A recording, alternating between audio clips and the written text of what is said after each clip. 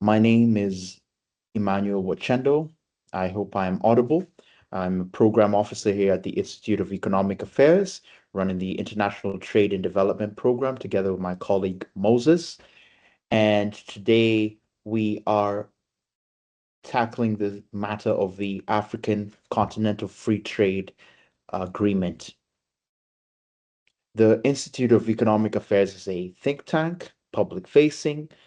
Our duty as we see it is to validate or invalidate public policy, which we do through the work of a number of programs, including public finance management, international trade, uh,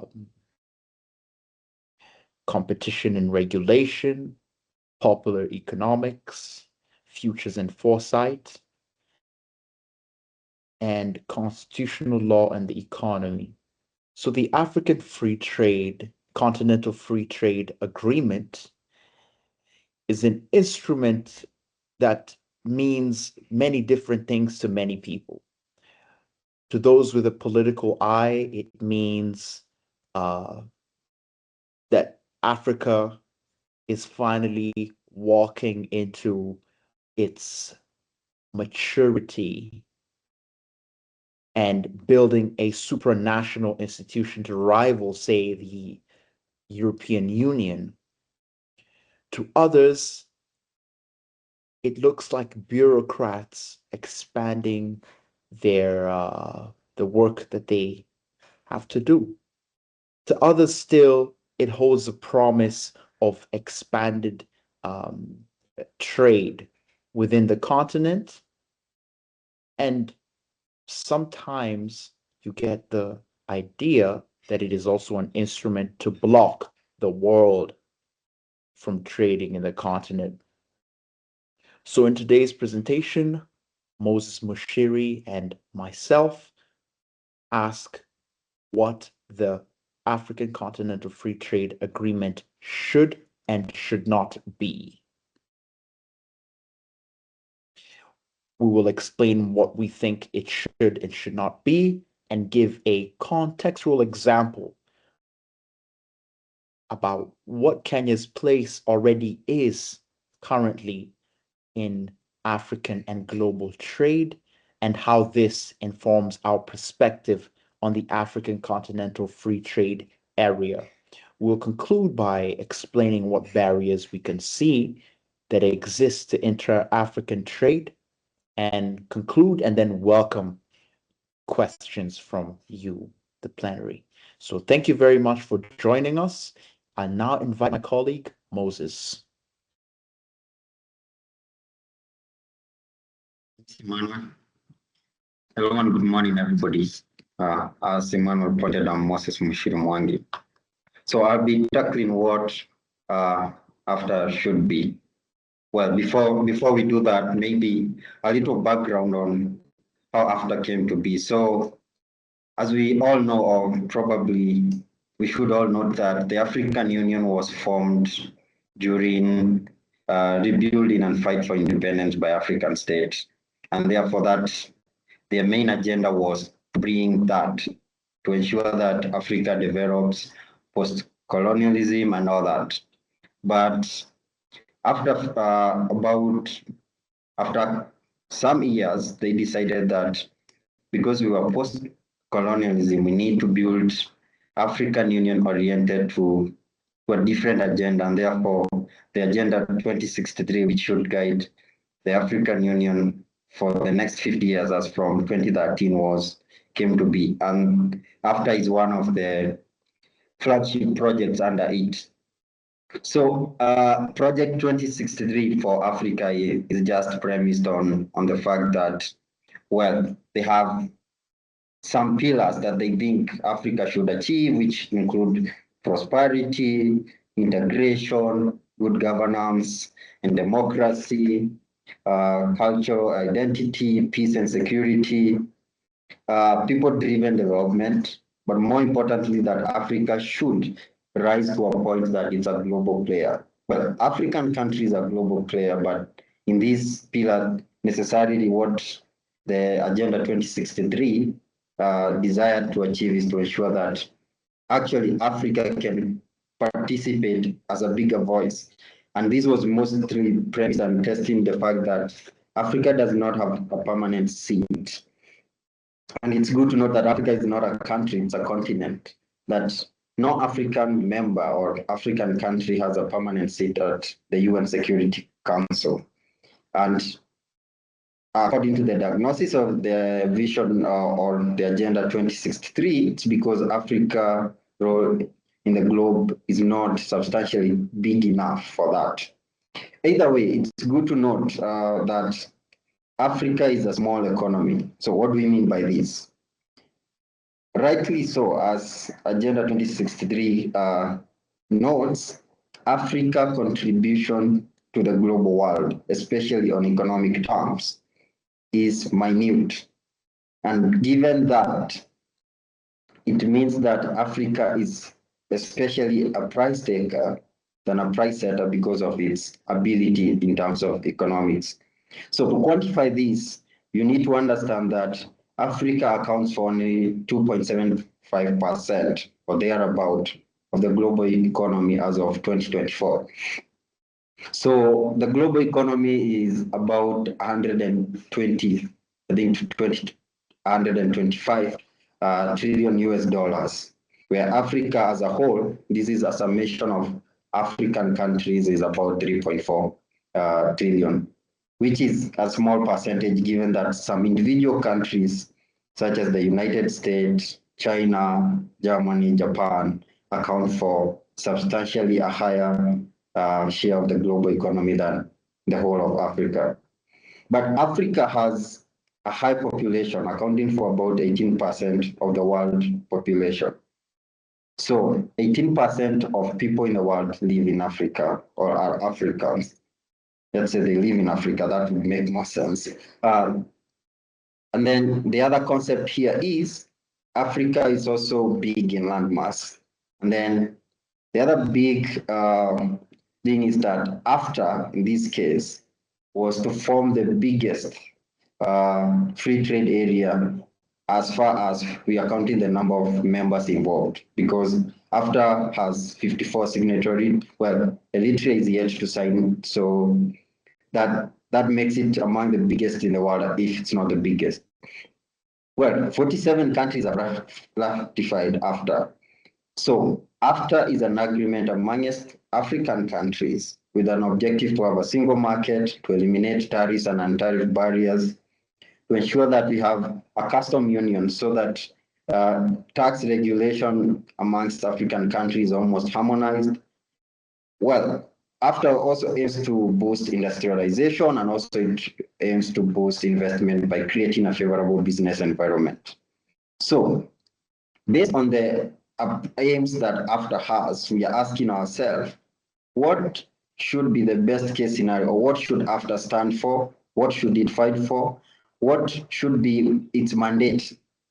The reason why we do this, and this month is quite important, especially for those in the economic field. In the 9th of March, 1776, Adam Smith, the so-called father of economics, published his work on the wealth of nation. And one of the things he emphasized, which remains true to this day, that for prosperity to be attained, as liberty by allowing the invisible hand to take precedence in economy will ensure that nations move faster towards prosperity than any other measures. And as can be witnessed, countries that allowed people the freedom, the economic freedom, the political freedom to innovate, to choose, and where nations and government got out of the way from deciding who wins and who loses to allowing the market to decide that, prospered quite fast.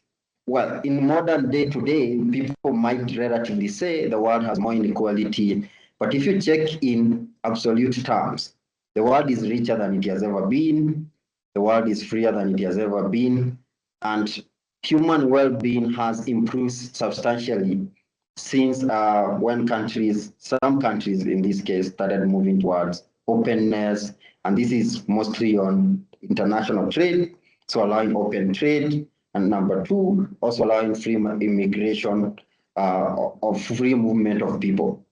And as far as that is contained, it's good to note that it's projected by 2030, 80% of anybody who shall be poor in the world shall be in Africa. Now, it's important, therefore, that Africa actually pursues a path that leads to prosperity.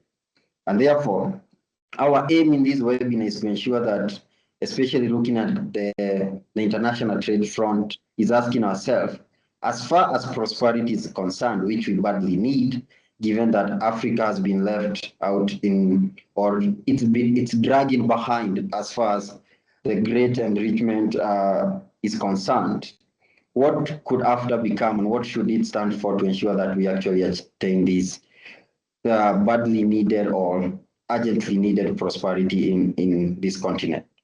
So the case for after having a single market, and by single market here we mean that we have economic integration, and therefore there's free movement of goods and services across the continent, and also we have free movement of people in and out of Africa with very limited restriction. Remember, if you check the most prosperous nation in the world, the United States, and consider some of the big innovations that happened, most of them were achieved because the founding fathers in the United States, such as George Washington, accepted, and also Thomas Paine accepted that people moving in and out of America and being given the liberty and the freedoms to innovate allowed America to be what it is today. And we see AfCfTA could be a vehicle that allows that. So if African countries come together and agree to allow Africans to move within their borders and also to allow people outside Africa to come in, of course, with the safeguards of security, that is avoiding terrorism and all that. But that freedom of movement. And number two, encouraging a single market in the case whereby overregulation is eliminated, and economic integration whereby nations do not bar other nations from exporting goods to them and all that, will allow one thing to allow the African economy to stabilize and to find an equilibrium. And what we mean by this is that it's going to allow African countries to know what their best production line should be based on comparative advantage. And once that is determined, then it means we are going to optimize utilization of resources as far as Africa is concerned. So, as we have all observed, is that the rule-based order, especially in international trade, as championed by the WTO and its founding members, has been under strain of late. Reason being is that the big players in the global world have decided that since they have the muscles and also they have the bargaining cards to act outside the rule-based order, that they will sidestep it, as we witnessed with tariffs and all these constraints that have been happening. The rule-based order is the best case scenario for any small open economy. And as we have observed, Africa as an aggregate, it's a small open economy by itself. And now you can imagine how smaller and open other countries within Africa, which are small in size and also whose influence in the global market are vulnerable to this. And for their interest to be protected, the best way is Africa and AfCfTA to be a force behind the rule-based order. So whereas the world may seem to be moving away from the rule-based order, we feel and we believe that AfCfTA should unite Africa to champion for that. Now, why is this important? Remember, Africa is not able to produce everything it requires, neither is any part of the world able to. And again, considering income levels, Africa is among the poorest as far as incomes are concerned. It's also among the leading from back as far as economic complexity is concerned. And therefore, it means our productive capacity, our income, and therefore our buying power is low. And therefore, there is a case that Africa opening first for itself and for the whole world is important. And once that happens, it will help Africa, first of all, to march towards converging with the world, which is way above where we are. And at the end of it all, it will help Africa attain some prosperity. So this is what we feel AfCfTA should become. But some of the way AfCfTA has crafted or some of its objective as outlined in its legal documents would prevent Africa from taking this path. And therefore, in the next slide, Emmanuel is going to take us through what should AfCfTA not be or what should indeed stand for. So Emmanuel. Thanks, Moses. So the remember the context within which the AfCfTA was developed involved a lot of the fanfare. It came out almost as it had sort of the on the political side, there was a lot of trumpeting about what the AfCfTA could be, that it's yet another brave step into a unified continent. And there's a lot of ambition. But as has become typical of the continent, right, ambition tends to outstrip capabilities. Now, this is for many reasons. One of them, maybe the most important one, is just the political economy. So, for example, when African countries will come together like they did last month and make grand declarations, but then on the ground you find that some of the same African countries that you know sort of make these declarations about their intention to say integrate markets are the same ones doing everything to ensure that the markets are not integrated, maybe not signing on to agreements, maybe having irregular forms uh, of of um, of non-trade barriers, as we call them. So and in all this, you don't see a lot of enthusiasm on the part of the African leadership to actually point that out and try and demonstrate and put in some effort into changing it. So, for example, when you have a situation in somewhere in the East African community of maybe maize trying to cross the border and then it's blocked, or cows that have strayed across the border that are seized, or chicks that are burned, and then no effort is made by those who, by say maybe the lawmakers or policymakers from the countries that have made these mistakes, to come back and say that this isn't the way that we should be resolving disputes, for example, and this isn't even the way that we agreed to resolve disputes according to the founding document of that particular regional economic community. So the very first point is that AfCfTA shouldn't be seen as another step towards political integration, right? It shouldn't be an instrument of political fantasy, right? In a world where they look, maybe policymakers look across, look north and uh, witness what has been accomplished through the European Union and note, and rightly so, that the European Union and other nations or organizations or supranational organizations of a similar economic heft have more bargaining power. And then they look back on the continent and say, we could get more out of the world if we had more bargaining power. So let's come together. It's a fair observation, right? It's a fair observation to make that the this is a that the a given country is too small alone, that there's this wish that they would just come together and improve their bargaining power and then get more out of the world. That's fair.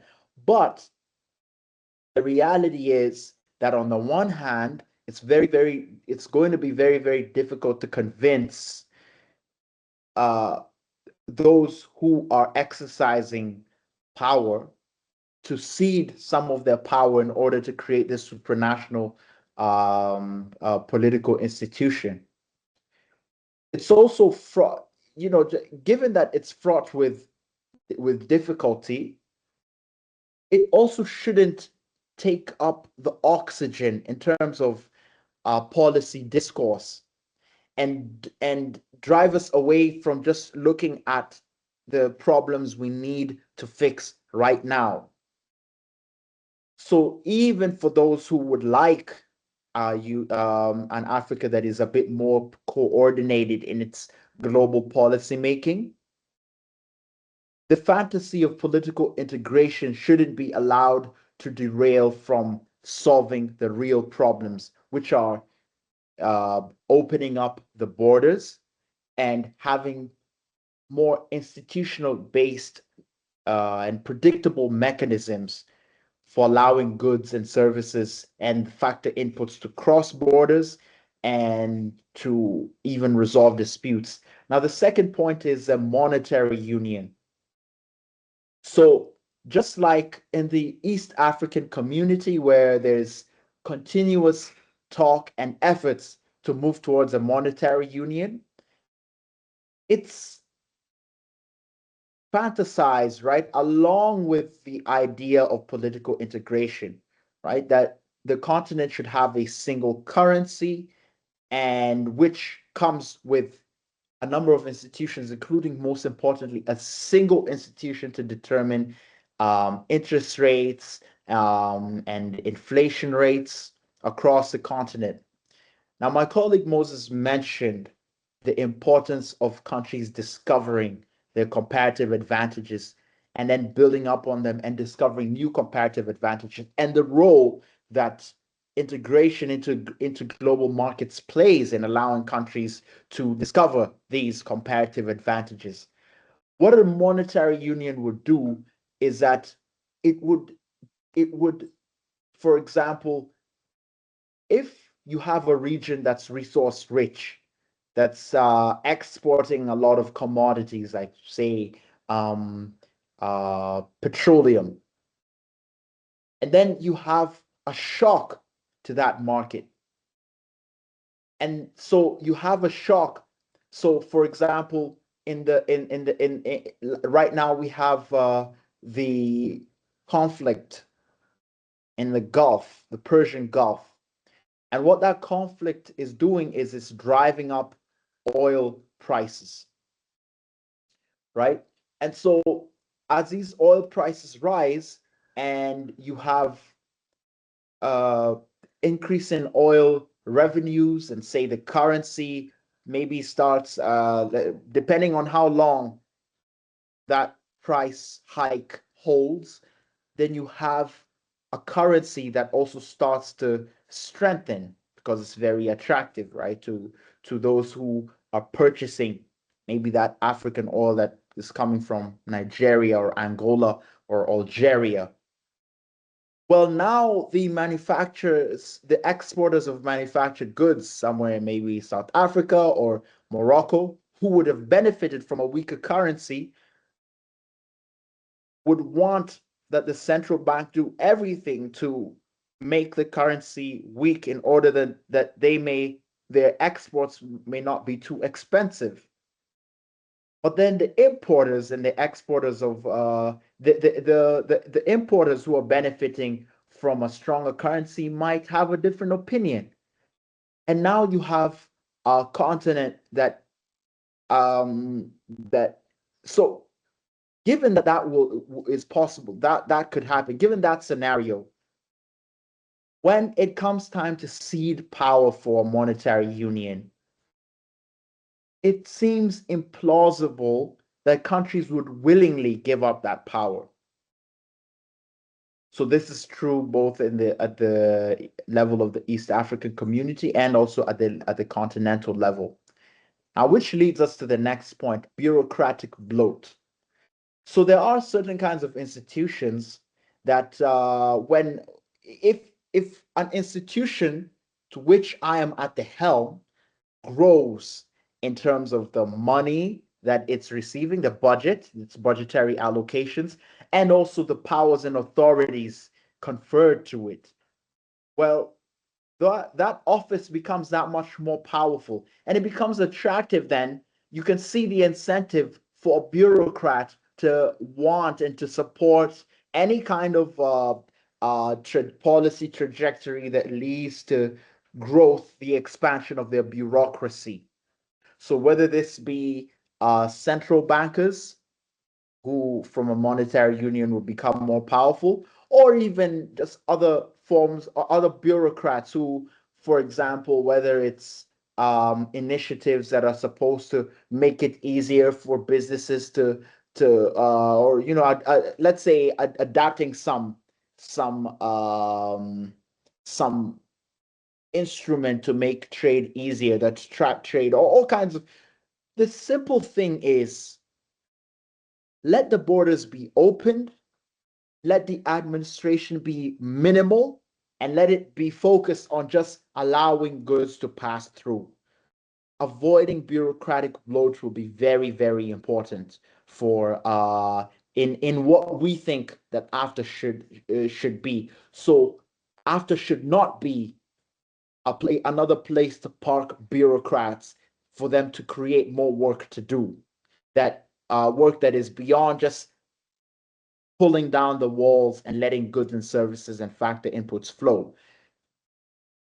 The after should not also be a wall between Africa and the world. There is another fantasy, right? That Africa is rich. This in economics is called autarky, that Africa should raise the walls and block the world from accessing its minerals or bringing its, say, its electronics, so that Africa can build its own electronics, right? Its own Apples and its own, say, Lockheed Martins, or its own whatever manufacturing firm that may be. Now, connecting to global value chains is very, very important. If we start from the very source of prosperity, which is the intensity of knowledge, it is through exchange that knowledge intensifies. So Africa needs to exchange knowledge both with itself and with the rest of the world. And so making it easier for people to move around makes it easier for those who have uh, they're holding different puzzle pieces of some sort of contraption that they have imagined that they can make. Now they have, you say, for example, you have an expert who has married imagination to real technical knowledge, so that his imagination is contrasted to that of a child who has all kinds of things that they dream about but they cannot make. Now, this individual with that imagination and that technical skill can't complete that product alone, that thing that he wants to produce. And it needs to be a product because if, say, he wants to eke out a living, and so he needs to find others who have the rest of the puzzle pieces so they can come together, form a firm, and create that device. So, in order for the very first thing is that this is a very complex process. It happens from the ground up. It's not dictated from the top down. This process of these individuals finding each other and coming together to build a product that is beyond current imagination, right? Or that organizes what knowledge we have into something new. So the borders need to be open so that these people, wherever they are around the world and in Africa, can connect with each other. Now, what happens next? much of global trade is based on the trade in intermediate goods. So there are many, many firms, many engineers, many designers who are eking out a living just from producing an intermediate product that is part of another product that is finally assembled somewhere around the world, but whose components are also made everywhere across the world. The the way that that happened was it was an emergent process. No one dictated, right? This is also the case in the computer chip, a very important product to human civilization today. Finally, AfCFTA should not become beholden to the capricious movement of goods and services, both within the continent and the world. Now, what do we mean by capricious? Right? This continent needs to mature from the common practice whereby goods and services are stopped at the border at the whims of a policymaker, maybe somewhere central or somewhere at the border. They just decide that these products can't move for whatever reason. And sometimes they confiscate and destroy other people's private property. This is capricious. It's on the whims of some policymaker somewhere. AfCFTA should not be that. And so, with that, I'll invite my colleague to begin telling us about how Kenya fits into the puzzle of African and global trade and what its profile says about what AfCFTA can be. Moses? All right, thanks. So what we are asking ourselves in this case study is, well, there is an argument, especially among Pan-Africanists, that Africa should produce everything it wants. It should be self-sufficient. It should have sovereignty for all it needs. And in this argument, the basis is Africa is able to consume everything it produces, and probably it's able to produce everything that it wants to consume. Now, we decided to pick out Kenya and ask ourselves, what does Kenya consume from the world? And also ask ourselves, what does Kenya sell to the world? Why is this important? Understanding what Kenya sells to the world and what it buys from the world would help us answer the question whether AfCFTA should be used as a wall for Africa, where African countries come together, decide they're going to remove tariffs and non-tariff barriers for each other, but place the same barriers for anybody outside Africa. And as Emmanuel has stated, that AfCFTA should not be a train or a pathway towards protectionism against the world as they open up after Africa for itself. Now, if you check the 2024 data, which is the most complete available data as far as imports and export is concerned, you realize that the major imports into Kenya, this is what Kenyans demanded from the world, was refined petroleum, which is valued at 4.4 billion US dollars. Palm oil, almost at a billion. We have wheat, we have medicaments, and then we have rice. Now, it's important to understand that despite the fact that Kenya produces some of what it consumes, some of the things demanded by Kenyans are not produced in Kenya. And therefore, Kenya has to rely on production elsewhere for it to ensure that its citizens' welfare is fully achieved. Now, on the other hand, we ask ourselves in the next slide,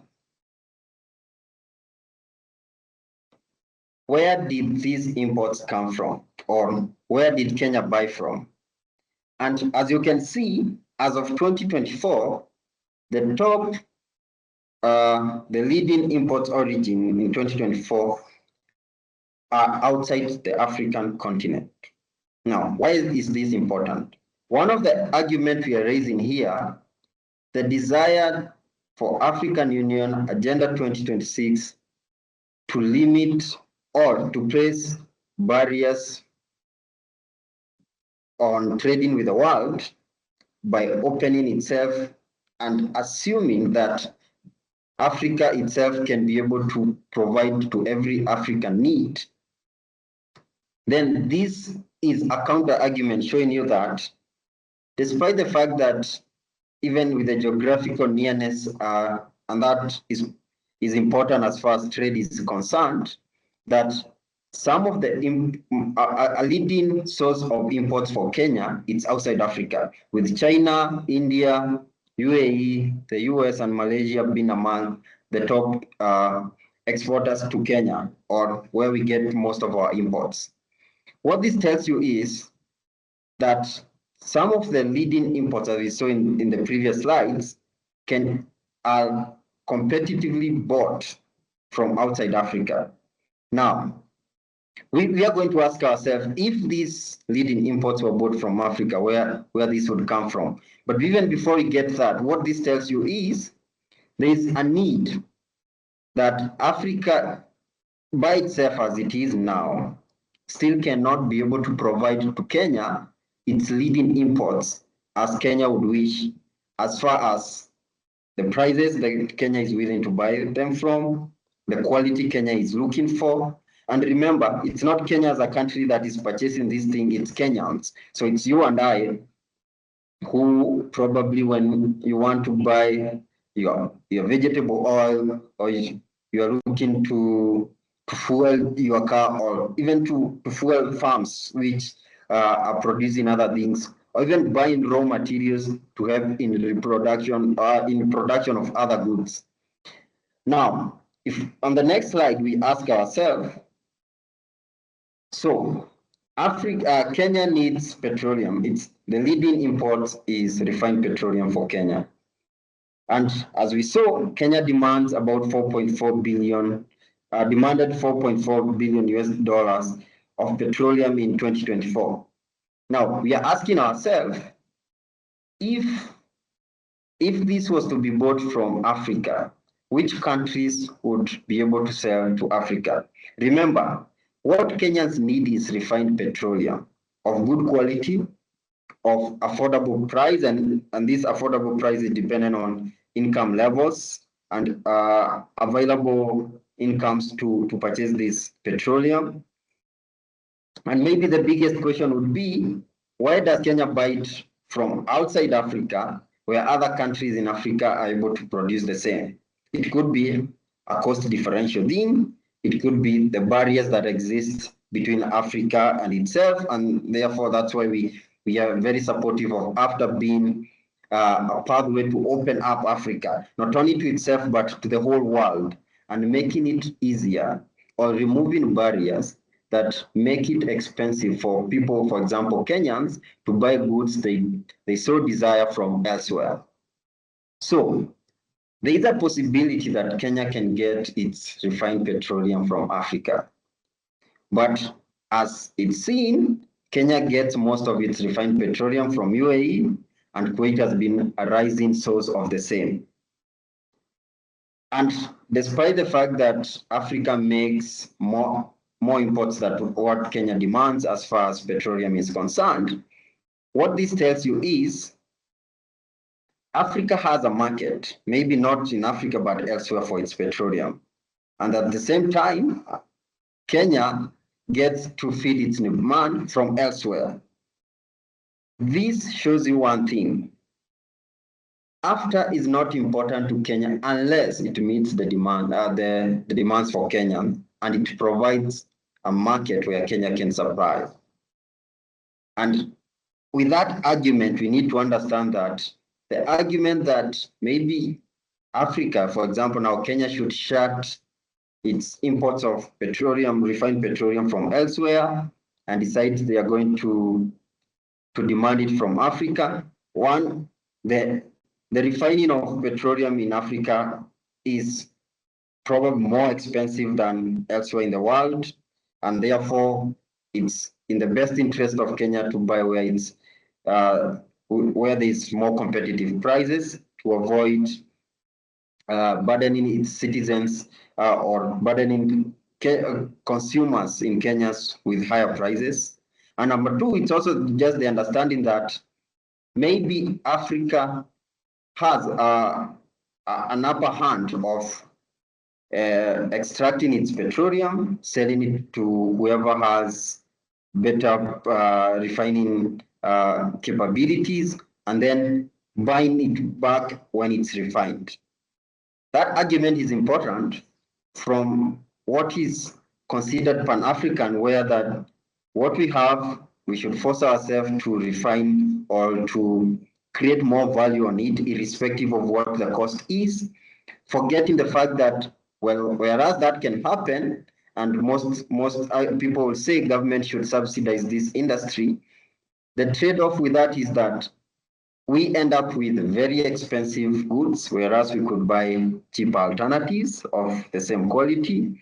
And number two, we end up draining our scarce resources or limited resources in production of things we think we should produce, irrespective of the market showing us we are probably better off in producing others. So on the next slide, we ask the other question of the other highly demanded goods by Kenyans from abroad. Well, Kenya demands almost a billion as of 2024 of palm oil from the world. As you can see, this is just a tiny percentage of the world trade in palm oil. And most of our palm oil is gotten from other countries, that is Malaysia and Indonesia, although in this case we can see that Tanzania, Cote d'Ivoire, and South Africa contributes a tiny bit of that. But almost a majority of it comes from two countries. And what that shows you is our palm oil demand would probably not be met by Africa. What does that tell you? Even if Kenya, and Kenya is a signatory of AfCfTA, agrees that AfCfTA is an important vehicle for trade, if AfCfTA takes the approach that AfCfTA should barricade or have an external tariff for non-African goods and services, it means Kenyan consumers are going to be punished for their preference and desire to use palm oil. Is that a good thing? I'm sure if you ask any Kenyan, they will tell you our need is we need palm oil, irrespective of whether it's coming from Africa or elsewhere. All we need is get our palm oil at the most competitive price. Now, opening up Africa for itself might ensure that some of these countries which are sources of palm oil to the world get an easier and quicker market in Africa by itself. But as far as price convergence is, and remember Africa being a small open economy is mostly a price taker, and therefore maybe they don't have the ability to set lower or higher prices for their product because they don't have such big market power. So opening Africa as after is advocating for is a good thing because it would maybe ensure that some of these countries are able to sell their palm oil to Kenya easily. But it could also make Africa realize that opening Africa by itself is not sufficient enough to prosper Africa. And therefore, Africa needs to open to the world. It's one of the things that we are heavily advocating for, that AfCfTA advocates for cutting tariffs for signatories of the AfCfTA agreement. And what this means is that it allows that non-signatories to be slapped with higher tariffs and also maybe to also suffer non-tariff barriers as far as international trade and goods and services movement is concerned. We think that's a bad approach. We think that AfCfTA should be a force towards open trade, not just for Africa, by Africa itself, but for Africa and the world. Now, moving on the next slide, Emmanuel is going to help answer us. Okay, this is what Kenya needed from the world. Now, what does Kenya sell to the world? And is there a chance that Kenya can sell all it sells to the world to Africa? And if there is, what will that need be? And if there is not, what does that mean? Indeed, what does the world want from Kenya? So, in the year 2024, Kenya's top exports to the world were tea, refined petroleum, cut flowers, and tropical fruits. So tea, we exported $1.4 billion in tea. We're very competitive in the global market for tea. Some of our clients are in the Middle East. Refined petroleum. Now you might wonder, what is this 907 million of refined petroleum that Kenya exported? A lot of this, I think more than half, was actually re-exports to airliners. So airliners brought their aircraft to Nairobi. They parked them here, and we sold fuel to them. So that's the United Arab Emirates. A lot of their airlines there, uh, their Etihad and Emirates, right? And their other Fly Dubai and others. Cut flowers, we exported 780 million, and we also exported 320 million of tropical fruits. Now, what you'll notice is that our top exports, besides petroleum, right, which is also itself a commodity, our top exports relied on land to produce. Now, the thing with land is that you're not making any more of it, right? So put together the fact that we're not making that much more of land, and that we are price takers for most of our products, except tea, where we're very competitive. Well, Kenya needs the world to the global markets. But where in the globe are these markets that Kenya needs? So, top destinations for Kenyan exports in that same year were Uganda, the United States, the United Arab Emirates, and the Netherlands. Here we can see a number of things. First of all, we'll start with the most salient, and there are two battling for status as most salient point right now.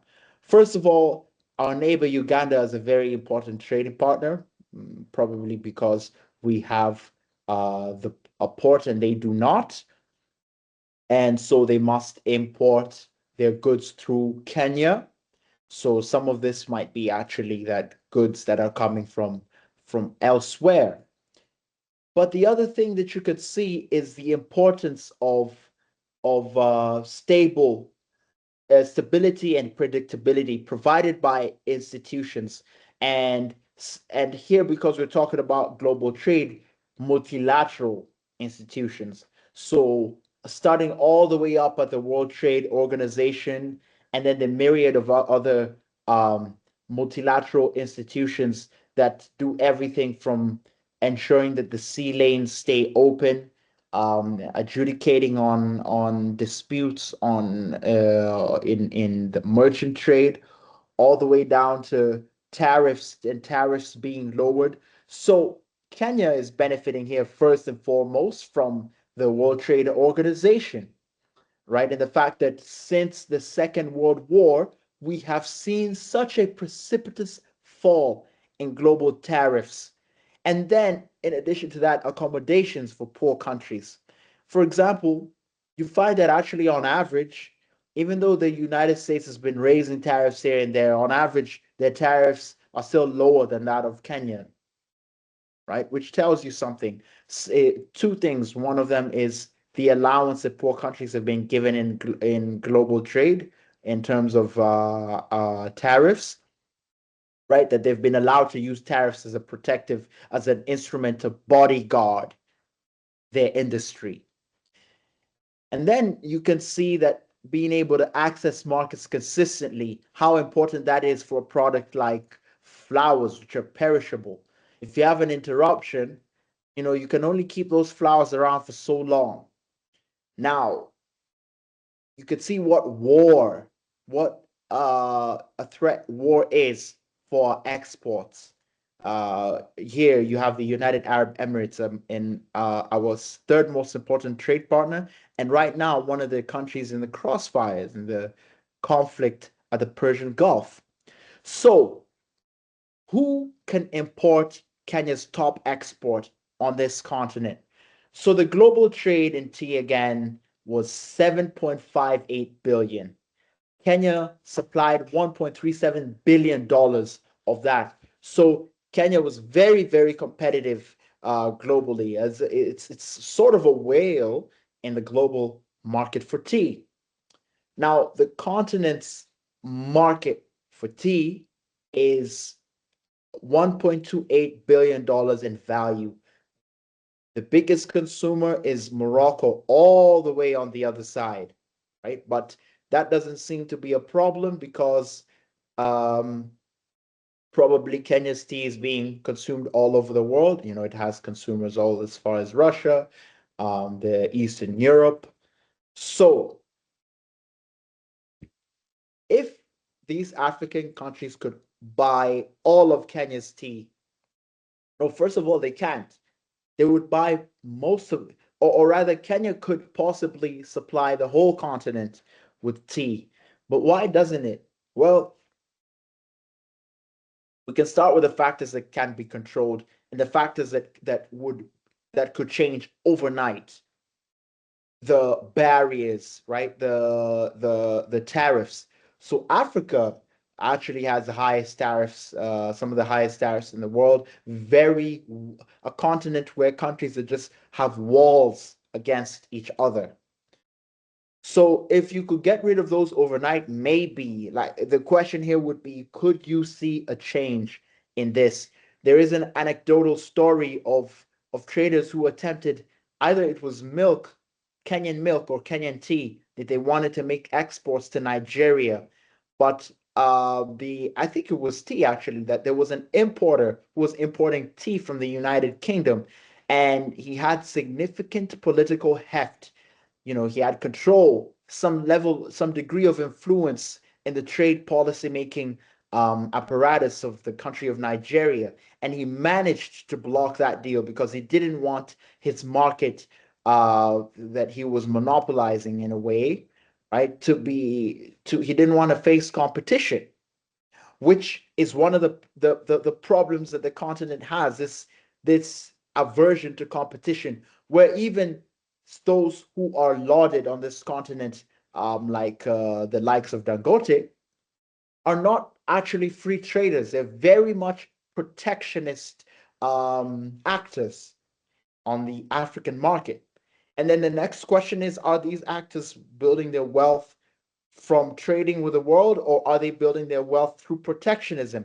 And if they're building their wealth through protectionism, and they also have a lot of influence over trade policy making institutions, well, are they going to be incentivized to open up the continent for trade? So you put all this together and you wonder if Africa can import tea from Kenya. Now look at that.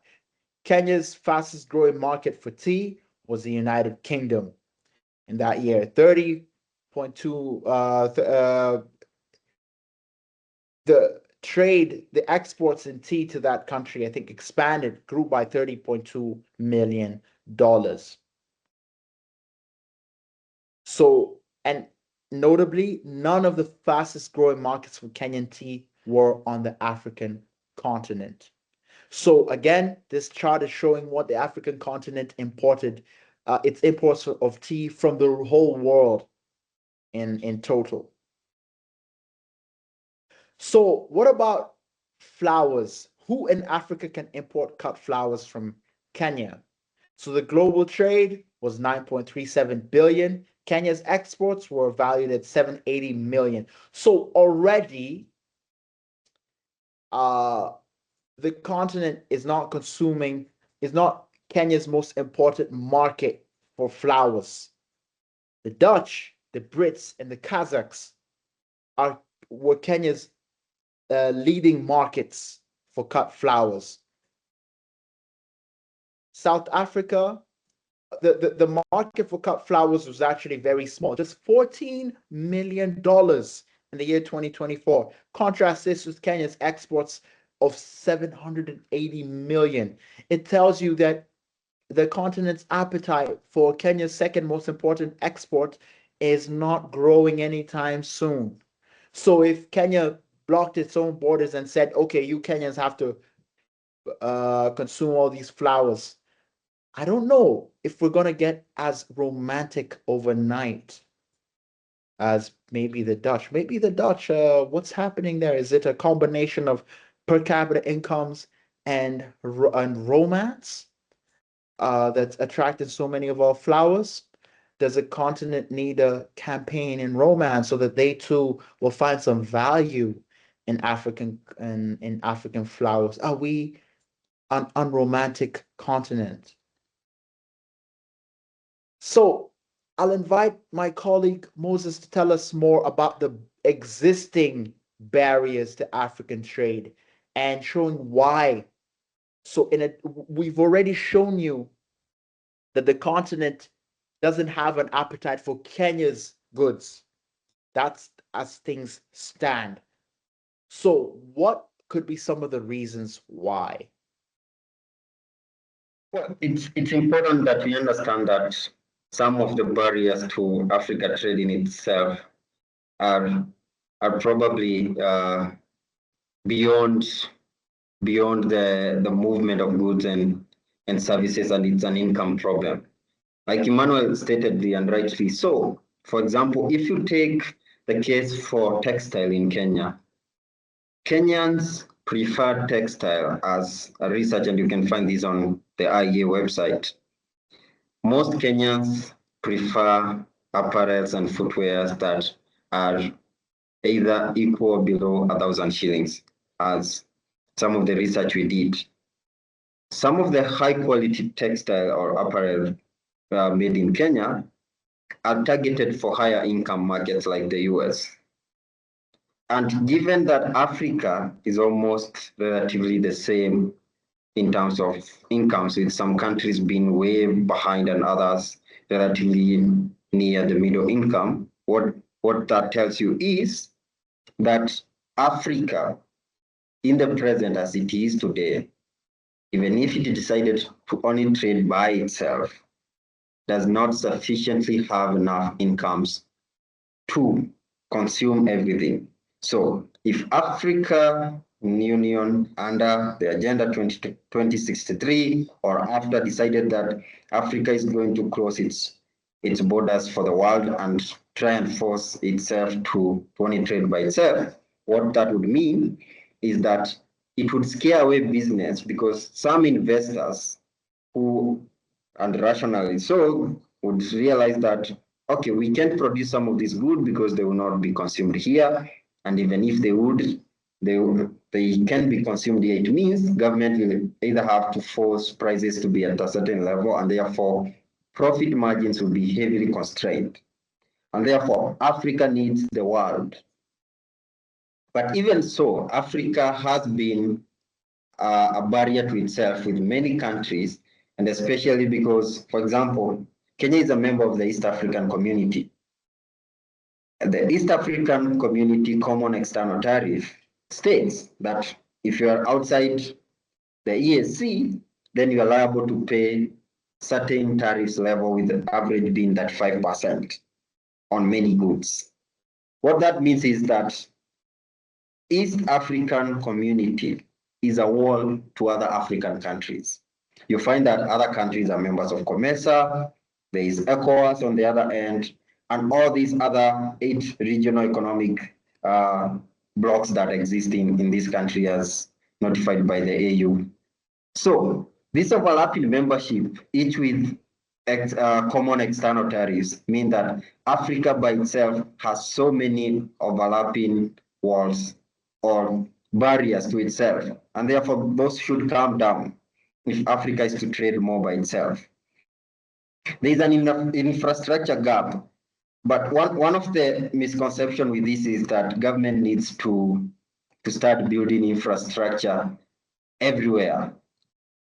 It is our argument that if countries opened up to trade and growth was achieved, the infrastructure gap, and this is assumed and real at the same time, would shrink. First of all, the infrastructure gap, especially on movement of people, movement of goods and services that exist, may be because of our income levels, and therefore it means that we need to pursue growth, and then an achieved growth would probably help push and give us more resources to be able to develop countries' capacity, both digital and also physical infrastructure capacity, to be able to trade efficiently with itself.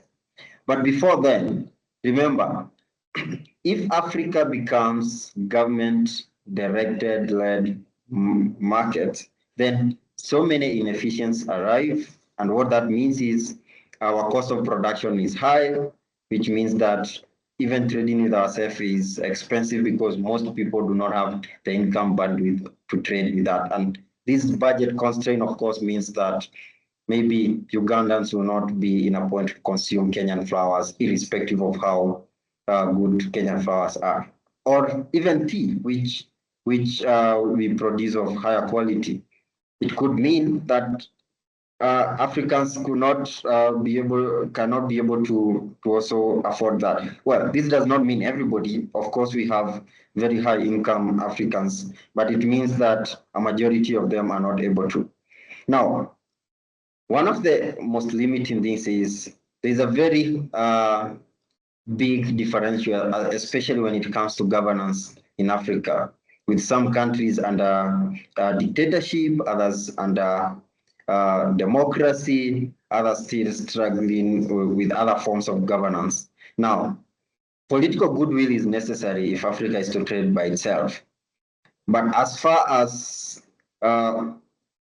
empirics show is that there is a good argument for open trade.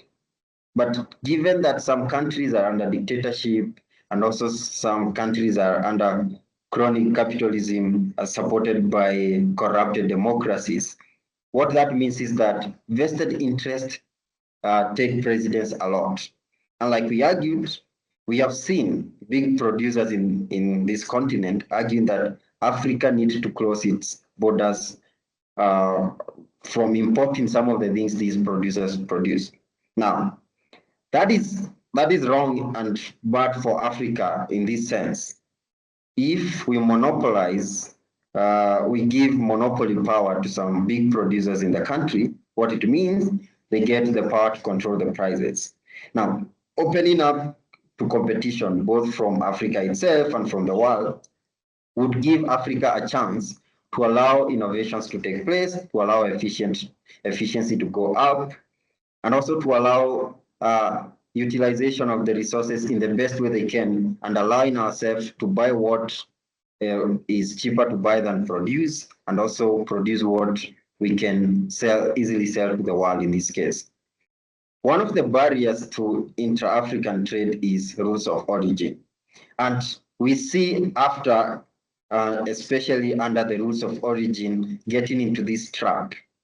Now, whereas it's clear to Africans that nobody can produce everything they want, including all the raw materials they want.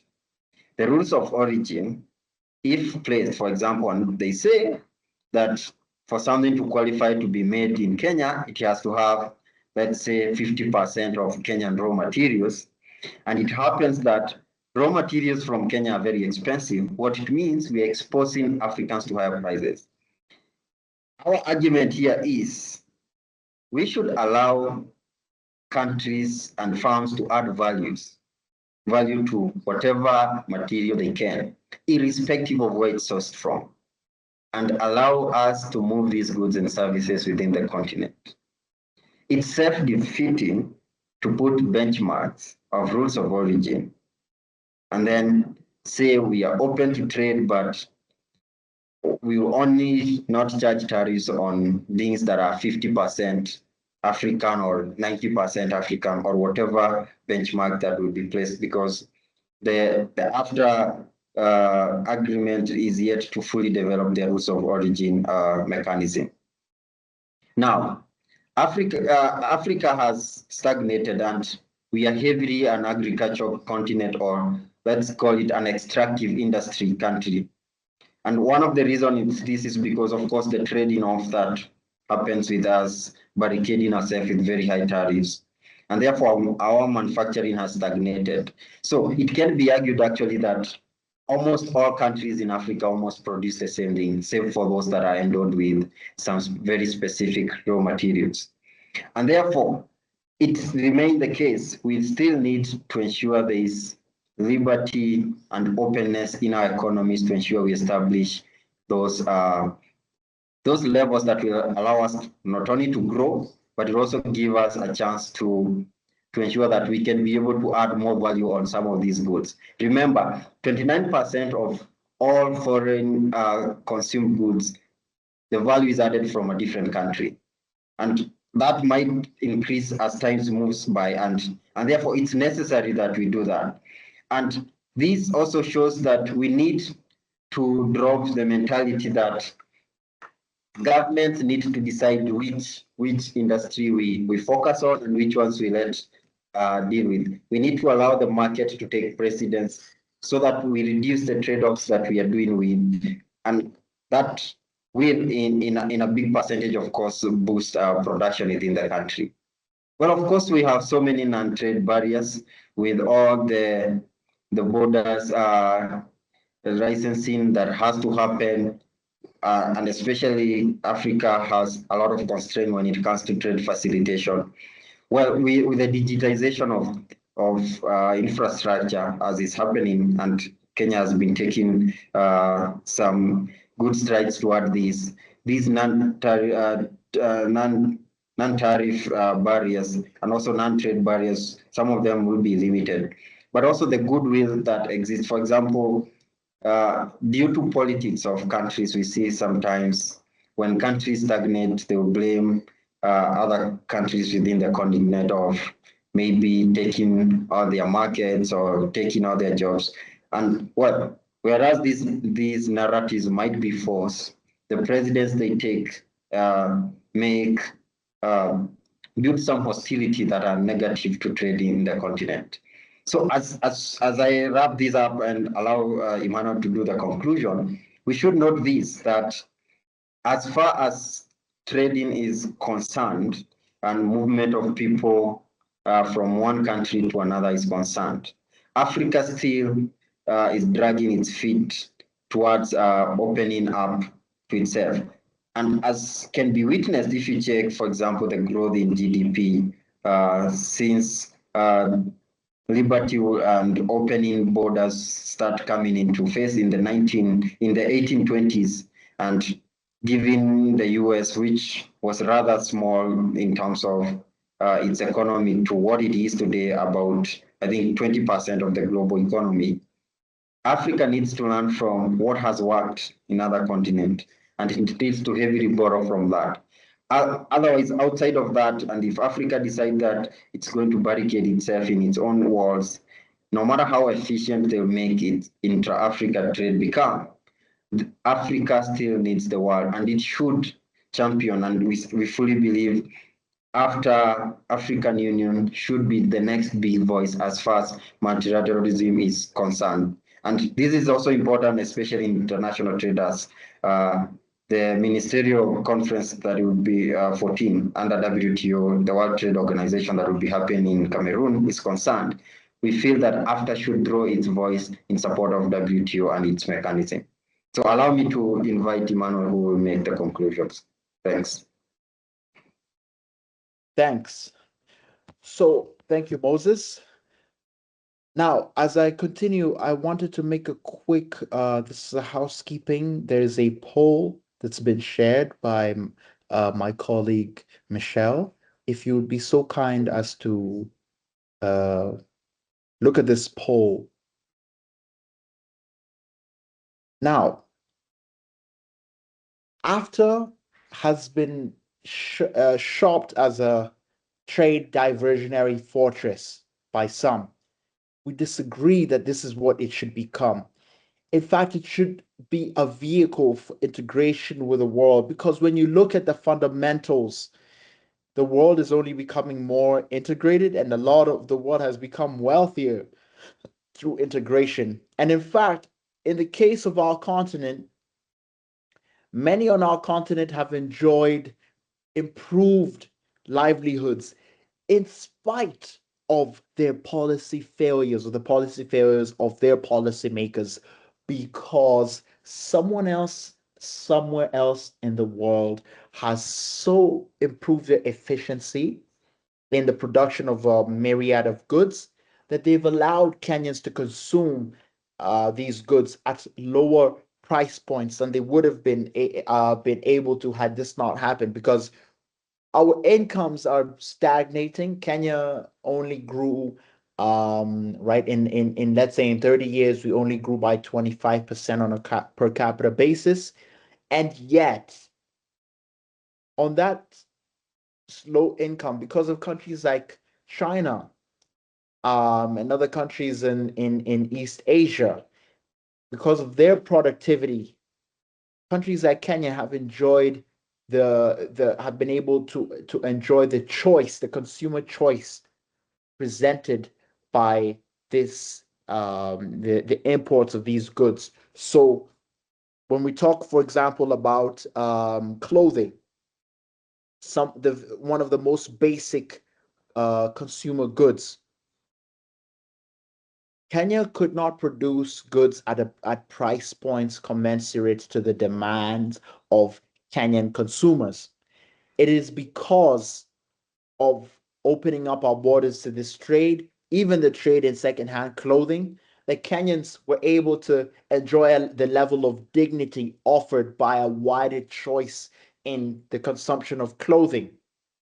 And then on the other side, Kenya's exports of textiles to the United States have been a most important contributor to Kenya's manufacturing base. This is the very same base that the government wants to tax. So trade with the world has done the continent good, has done Kenya good. It cannot be that the way forward is to cut off trade with the world and then, for example, by by the logic of starvation, right? That if you starve the continent of global goods, that the continent will conjure them out of the sheer need for these goods is an upside down argument. And in fact, it's an argument that as the consumer should know will impoverish them. All for the if it benefited anyone, it would benefit existing let's say monopolists, for example. So that's why this is a very important point for the for people on the continent to follow. Now, so the after cannot be in that way, it cannot be the be all and all. But if we integrated at low income levels, so what would this mean? Well, let's take sugar for an example. Kenya already tried to protect its sugar industry for 30 for just above 20 years, to protect it against not even the world, just its COMESA friends. The Kenya argued that countries like Zambia were too competitive, that they were going to just destroy Kenya's sugar industry, and that what Kenya needed was some space to get this industry act together, to build it up so that it can be a bit more grown up to compete with the world. Did this happen? No. This is a question actually we explored in an earlier webinar, Moses and I, earlier this year. So if these barriers to the trade in sugar were just dropped, Kenyans would be enjoying sugar from all over the world, including from Zambia's, which is very competitive. And Zambians would be enriched by Kenyans, which is something that's not happening as much as it should right now. So, which tells you something about the nature of almost after being something that's almost dead in the water before or dead on arrival, so to speak.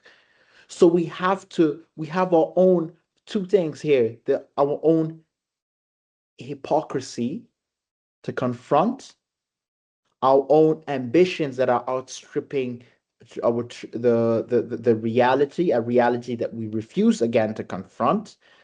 And then we have the very fact that trade has already made us wealthier. It's something, if we walk back from, we will be condemning many to not just poverty, perhaps even death. So there's a potential here for self-inflicted failures. There are strands of thinking, right? The if a Pan-African one must be, right, then one should at least choose to be a more mature Pan-African. So in all, there's a lot of talk about the world disintegrating or uh, moving away from each other. It's going to be very difficult. The largest countries in the world have benefited greatly from trade and from integration and are deeply, deeply integrated. The best case is that if they were to manage their tensions. So Africa as a small open continent, right? And as collectively a small open economy should open up even more. And should this doesn't mean that we should leave behind those who are hurt by openness. You could open a border and someone loses their job. It doesn't mean that we were advocating for that kind of cruelty. But we're simply saying it is trade. A country like Kenya shows that it's trade with the world that has made Africa wealthy. So trade with AfCFTA is not about at the exclusion of the world, is not advisable, but that the continent should even go further and be a champion for good institutions, both domestically, regionally, on the continent, and in the world, because it is this that delivers flourishing. So I will now invite us to the plenary for questions and remind us once more if we could fill out the opinion poll. Thank you.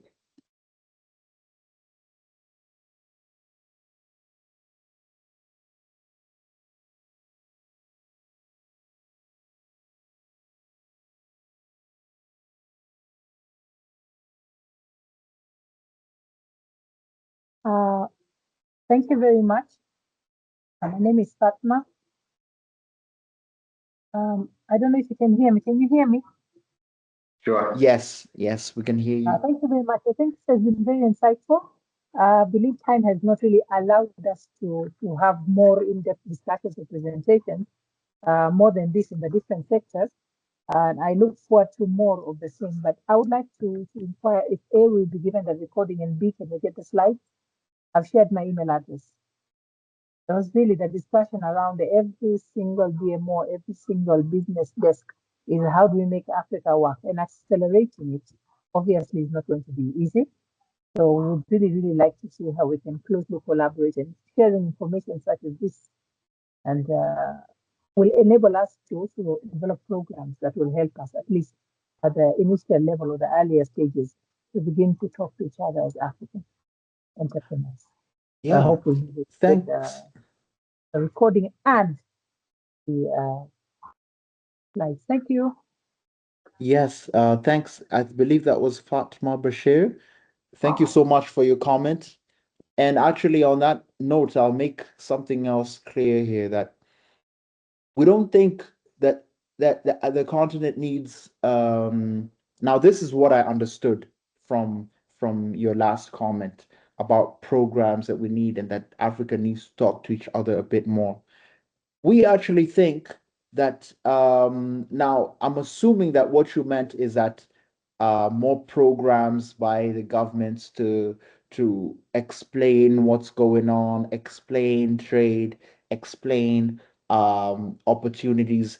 But we think that governments should go ahead, open up the borders, and then focus their efforts on those areas where people might be hurt by trade and also what resistance there might be to trade. We don't need more programs to keep on explaining things, but actually, what will happen is that when the borders are open, businessmen, the commerce will discover what needs to be discovered on its own. We can start with that as a baseline. Thank you. But indeed, we'll send the recording and the slides, and they will be available in probably less than 2 days. I'm not referring to more programs in that sense of more explanation, information, as you let you know. I'm talking about actual trade.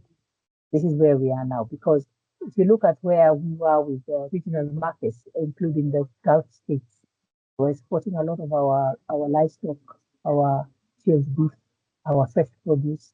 That's no longer the case. So it's not about explaining further. It's about identifying the sectors, identifying the buyers, looking at the two-way flows. Real quick. That's what I'm talking about. Thank Yes. you. Thank you. Yes, thanks. Thank you so much, Fatima. As I understand, you mean that explaining two-way flows. Maybe you can elaborate. What do you mean by that?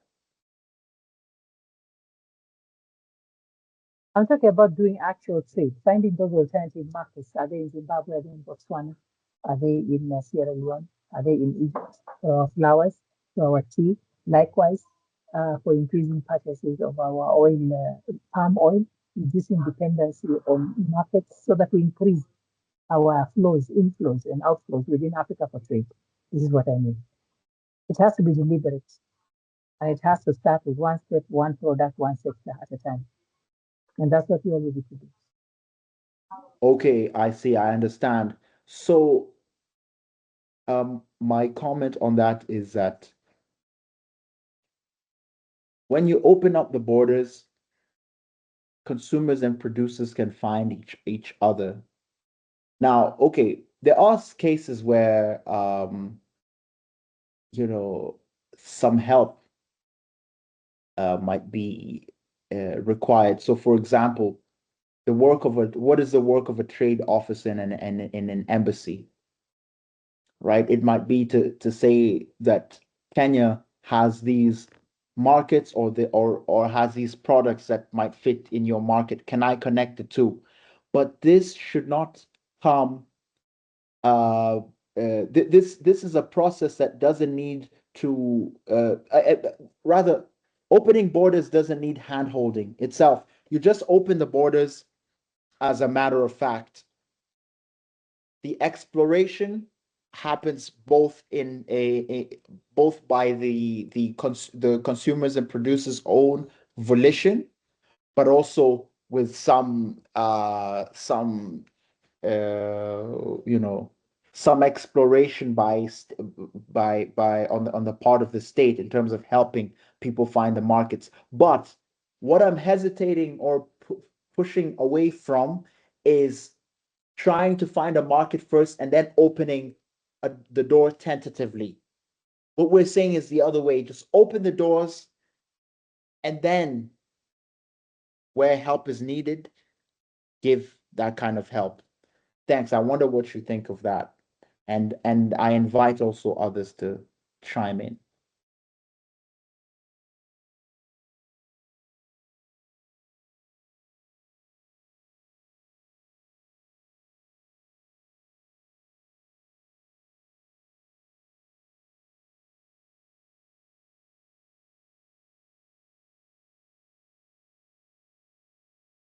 Maybe as we wait on further questions and comments, remember you can use the chat box to type in your question or the question and answer platform, or you can raise your hand and we are going to see and give you a chance to. One of the argument here, and I think Emmanuel has pointed out to this, well, open trade allows an economy to do two things. First, it allows the economy to focus its resources on what it can actually get more value from. And what that means is that people dedicate their time, their resources, and their energy to producing things that give them more than anything else that would in this case scenario. At the same time, when that is happening, something which might be called distraction, but creative distraction in this sense, it might force some production lines to die. And therefore, we know We know that happens. First of all, trade leaves almost, there's an argument that trade leaves everybody better off in this sense. Open in trade, when it helps us expand the amount of value we can appropriate from what we have, it means we have more. And that's why if you look in using absolute terms, the world has made significant strides since when opening up to movement of goods and services and also movement of people happened in the 17th or in the and early 1820s or thereabout. But there is need, and we feel that government should not be appropriating and saying which industry should be protected and which one should not. But the idea here would mean to facilitate. If competition, for example, renders some people jobless in the short run, government should facilitate how these people can get retrained and enter a different production line. At the same time, when people are fully affected in the short run to a point that they cannot achieve their basics, government has a mandate to ensure that there is transfers of temporary targeted income to people to enable them to survive the shock. But open trade is good as an end by itself in regards to how much can be appropriated from itself. But we also must understand that the landscape of production, buying and selling is so complex. And when the government tasks itself by appropriating and deciding which line should we go to, what happens with the other line, it creates a very high level inefficiency. And when inefficiency comes, transaction costs, of course, rise, whether it's transaction cost in production or in consumption. And what it means that the human well-being and welfare is going to be constrained. And therefore, it's necessary that government also gets out of the way as far as deciding who wins and who loses is concerned, and they should focus primarily in provision of public goods and in the Kenyan sense also the quasi-public goods that the Constitution of Kenya mandates the government to produce.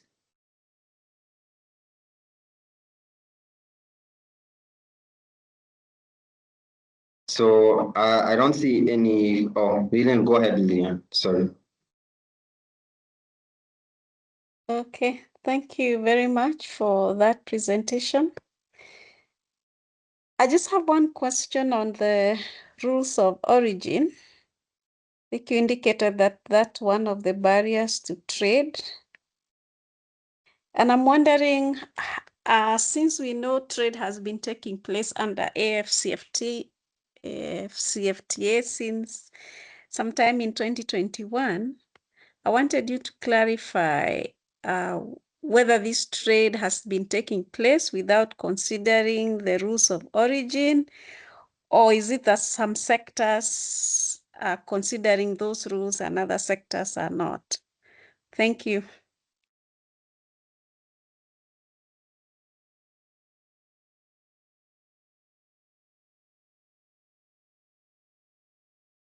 Thanks, Lillian. So what I meant is that the rules of origin provision under the Africa Continental Free Trade Area is not fully developed. It doesn't mean it doesn't exist.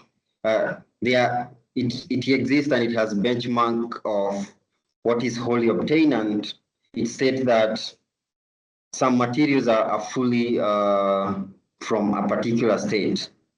But it also provides that some products must, if for it to qualify to be from an African country, a minimum value of that 5% must be appropriated from an African country, or must have been created by an African country. So they do exist.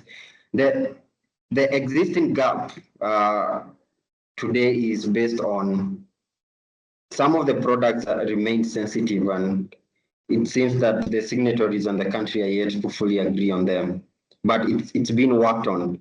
My argument here and my concern was that the rules of origin, as it's stipulated, might limit trade by itself. And by this I mean, if, for example, we are not going to tariff goods that are wholly from an African country or have at least 35% local value.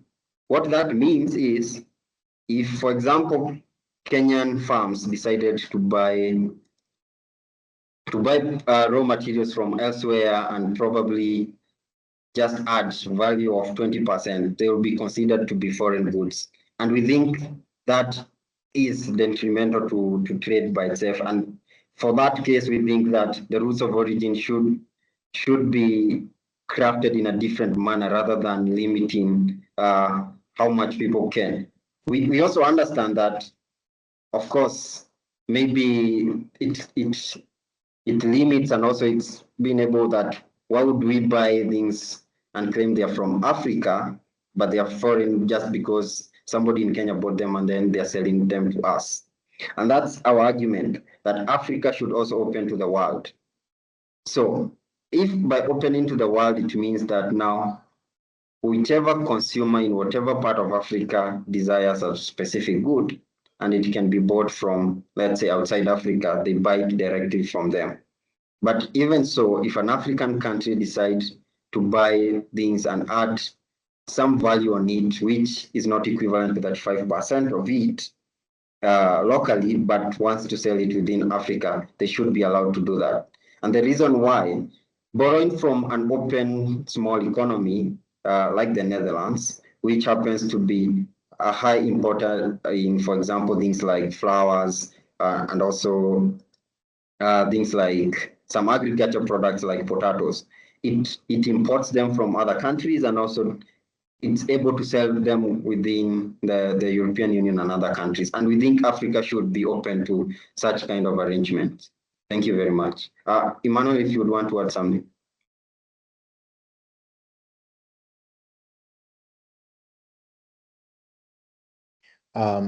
Yes, maybe my simple addition is that the thing with rules of origin is it's like almost like a hidden trade barrier, because the compliance costs are very, very high and the penalties are very, very high. So you export a product and then you find that, okay, it was okay under one agreement, but it's not under another.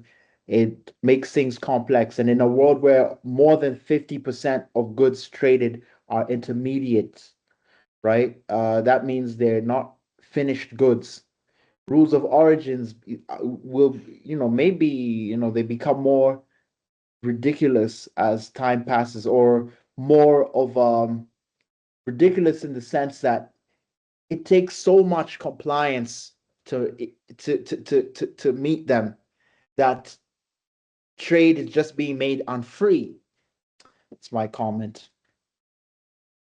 I think I can add to that, if I may, with the organizer. Just give an example of how who is hurting us in Africa. In a West African country, which shall remain unnamed, I found that there was a gap on mutually recognized standards for tea. That West African country does not produce tea.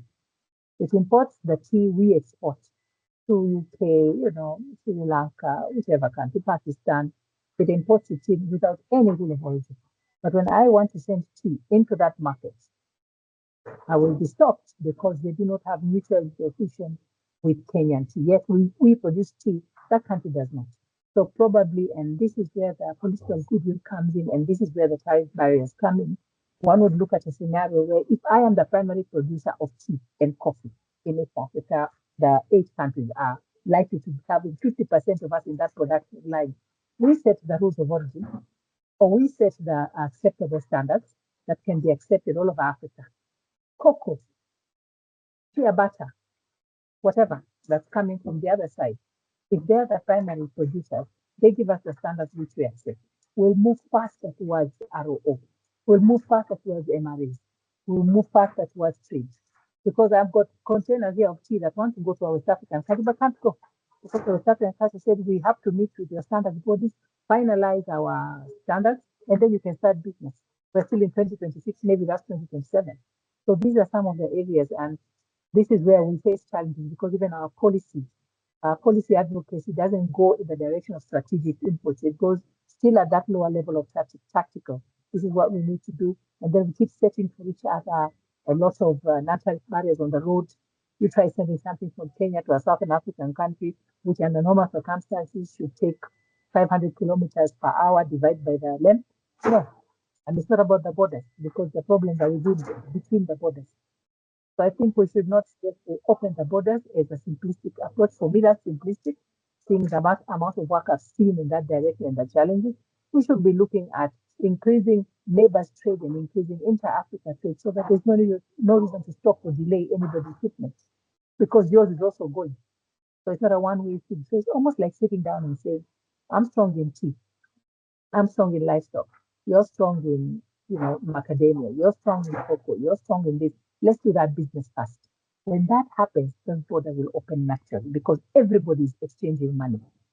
Current NTB challenge is people are protectionist over small markets that they own, and they will delay delivery across their land to the market that you find. So instead of Africa looking at a shrinking cake, we need to make the cake larger so that our slices can be larger. And there's no way you leave the world out because in Africa we have not created consumers of our own products. So take coffee, for example. Why is Colombia so successful in the domestic market? They're heavy coffee drinkers and they've made coffee attractive to their population. We produce coffee that the world demands. Our coffee culture is low. The Tanzanians drink the coffee that they produce. The DRC drink the coffee, or our coffee comes to them from via France. These are some of the things that we need to be looking at. And this thing can sit, providing this information, providing direction. It's critical. And it's a one step at a time.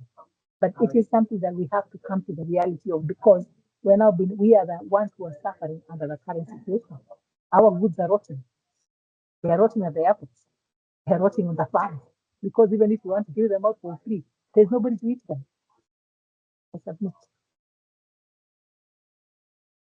Yes, thanks. Again, I just missed your name, but that was a very thank you so much for your intervention. And I think one of the things it points to is that the way that collective action happens on the continent is very it's very tactical, it's very short term, and it's very it's not completely socialized, just my issues. So, I mean, an example that comes to mind is I wonder if the Association of Manufacturers and other business bodies have a view about the trajectory of the continent and the region, and then a strategy to actually uh, build towards collective action on issues just exactly like you pointed out, and say we need to move away from, I don't know if the word is parochial, but away from the sort of the we have great ambitions, but it's the fact that I wonder now, right? Is it because our business people or the civil society or the polity, the whole polity itself hasn't taken to organizing towards, and it's a form of it's a belief in a principle, because if you are actually fighting for barriers to come down, you it's not a you you're not fighting for a guarantee that tomorrow your profits will double necessarily, right? You might be fighting for someone else's profits to rise. You might be fighting for someone else to have access to goods that someone else is supplying, right? But then what we have is you have this near-term lobbying. I'm just lobbying just to make sure that this little market that I have doesn't go away. And then you have the rent seeking that comes with it, etc., etc. So that's one thing I wonder. Um, any questions now. Any feedback, any pushback? I mean, we invite pushback on the points that we've made. Any disagreement? We would like for you to disagree with us. This is part of the democratic process. Democracy allows for disagreement, maybe clarification on a point. Maybe you want to make a point just like our friend just did, which she showed an issues on the ground and illuminated some of the challenges faced. Um, please do. Feel free, feel welcome.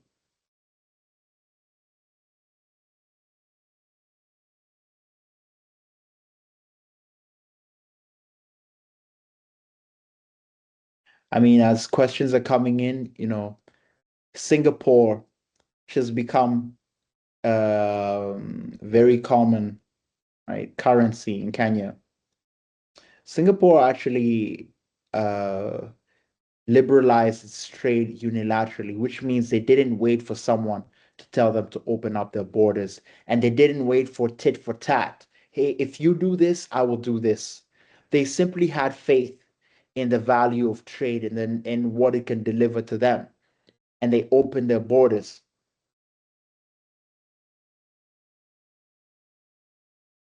So there you go. It's a direction that even individual countries could make. They need not wait for the AfCfTA to open up their borders. They need not sign documents and under all that pomp and circumstance. They can just come out and themselves say, we're opening our borders. The analogy actually there is this: I'm hurting myself waiting for you to open your borders so that I won't feel any pain. That is what trade barriers actually are. I, as in a country, of course, what it usually means in some cases is that you're protecting a producer, but you're hurting a consumer. And not only are you hurting a consumer, you're hurting the process of economic enterprise that is up to individuals, households, and firms, not countries. Countries do not trade, people do. So please, we welcome your questions, comments, feedback, pushback, disagreement. I mean, as another aside, the continent need not fear open borders as if what will cross the border is the destruction of your industries. Let's just point out the European Union, for example. Now, the European Union, just within, you have in France and Germany, big major car manufacturers. France has its Peugeot, its Citroën, its Renault, right? And then across the border, you have your Volkswagen, your Audi, your Mercedes Benz. So, and both of them coexist. New trade theory explains and says part of it is that consumers actually have different niches that the market differentiation can allow for firms producing similar products to continue to coexist. Even with free trade, they need not lose their business. Understandably, like we said, that as we can all see, countries that have embraced open trade, countries that have allowed the innovation of its individuals and allowing movement of goods and services and also people in and outside their countries have gained over the years. And therefore, we think that Africa, and especially with this concern that 80% of the global poor will be in Africa by 2030, for Africa to be able to reap the fruits of growth and all that, it needs to know that it not only needs to open its within borders, but it also needs to open for the world. And therefore, this is important that as we advance the African Union and also as we have different voices of Pan-Africanist here and there, the agenda should be to seek prosperity, and they establish best benchmarks on how prosperity can be attained for a nation or even for a continent in this case. We thank you for joining us. In case you'd want to have the presentation, they are on the IEA website. Feel free to download them from there. And also this recording will be posted on the IEA YouTube page, and it will be available for you. Thank you very much for joining us. Yes, thank you very much for joining us. We hope that the continent can move towards a freer trade. Trade makes everyone prosperous, and the continent should also be a champion for multilateralism. So thank you. Do have a fantastic afternoon. Thank you so much for joining us. See you again. We are all together on this boat rowing towards a prosperous continent. Cheers.